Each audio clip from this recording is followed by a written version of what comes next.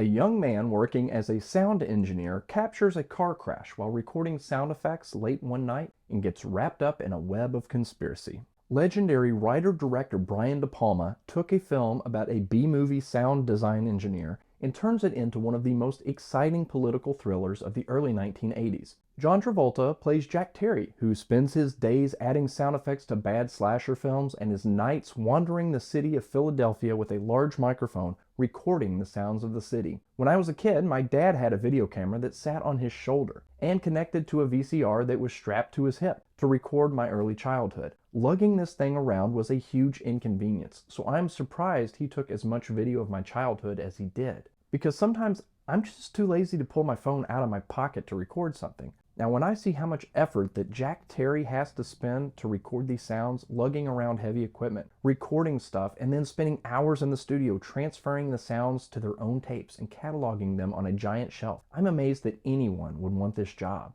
I love the attention to detail that De Palma spends on these scenes. It's never boring to watch Terry use this equipment that was probably state-of-the-art back in 1981. It's no wonder that sound effects in older movies don't sound nearly as good as the stuff in modern films. Seeing Terry work this tedious equipment and then capture what he thinks is a crime adds some weight to how intensely he tries to protect the footage. This is one of those films that couldn't be made today because half the film is him trying to use his recording and some still photos printed in the paper to piece together physical evidence that a crime was committed. If this film was made today, he would have an HD recording of the crime that he could easily upload to the cloud and send to every news agency in town. There would be no need to visit a film studio's animation department to piece together still images into a film, and there'd be no risk of the tapes being stolen or erased. Now, of course, Jack Terry is onto something. If there was no crime committed, there would be no movie. We get to see a young John Lithgow playing one of his classic villain characters. Now, Lithgow is in a small group of actors who can play the funniest guy in the room or the scariest guy in the room and be equally believable. De Palma shoots Philadelphia in a way that reminds me of the way that Scorsese shoots New York City in Taxi Driver and After Hours. The streets are dark and wet, and there's this layer of sleaze down every alley.